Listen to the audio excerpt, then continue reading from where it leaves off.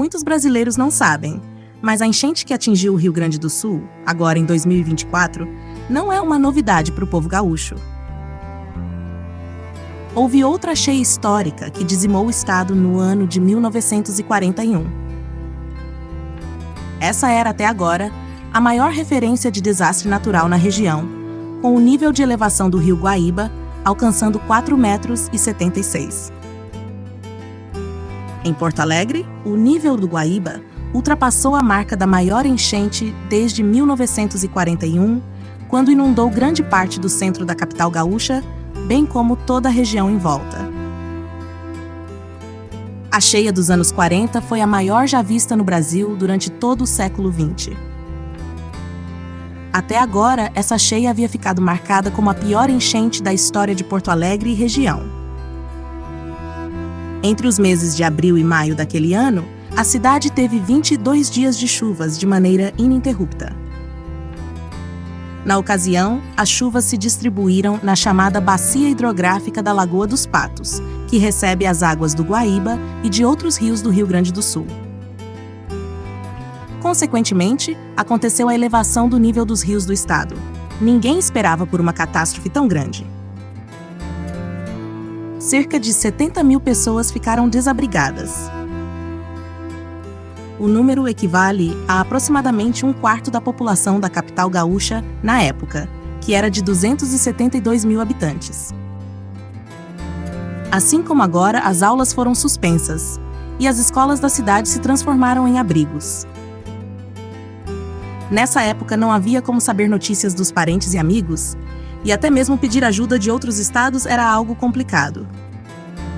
Apenas o governo do Rio Grande do Sul e o governo federal enviavam insumos para manter as 70 mil pessoas atingidas. Em uma carta de 41, escrita por Helena Silverstein, durante a tragédia, a jovem de 16 anos conta detalhes da enchente histórica. Os trens pararam e o telégrafo interrompeu. Estávamos simplesmente isolados de tudo, sem notícias. Cinemas, colégios, faculdade de medicina e direito ficaram cheios de desabrigados e o governo sustentando todo o pessoal. Barcos se tornaram o principal meio de transporte durante o período caótico. Se hoje temos jet ski, carros 4x4 e lanchas potentes, há cerca de 80 anos, apenas barcos, canoas e carroças podiam levar salvamento às famílias atingidas.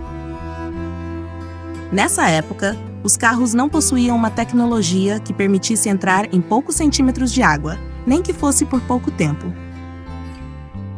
Os barqueiros agiam como meninos de recado, levando as cartas de uma família para outra, na esperança de tranquilizar amigos e parentes sobre a situação de cada um. A cidade esteve vários dias às escuras, sem água, sem leite, sem jornal para saber as notícias.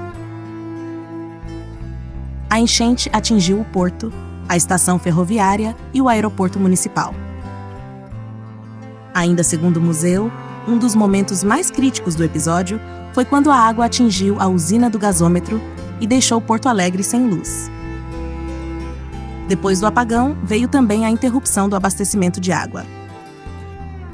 Segundo registros da época, 1/3 dos estabelecimentos comerciais da cidade ficaram embaixo d'água por cerca de 40 dias. Muitos animais morreram. A enchente histórica levou os governantes a tomarem a atitude de construir um muro de proteção para a cidade de Porto Alegre. Então, no início dos anos 70, foi construído o Muro da Mauá, uma estrutura de concreto que mede 3 metros de altura e tem mais de 2,5 km de extensão e que hoje faz parte de um sistema de contenção de águas. Esse muro resistiu bem às inundações durante todos esses anos. Atualmente, a cidade tem 24 quilômetros de diques que margeiam a Freeway até a Avenida Castelo Branco e seguem pela Avenida Beira Rio. E mais 44 quilômetros de diques internos, às margens dos arroios que atravessam a cidade. Para a água sair da cidade, o sistema é completado por casas de bombas, canais e comportas. Quando o nível do rio está alto, as bombas jogam a água nos rios. No total, são 68 quilômetros de diques, 14 comportas e 19 casas de bomba. Mas infelizmente, em 2024, os diques não resistiram à força das águas.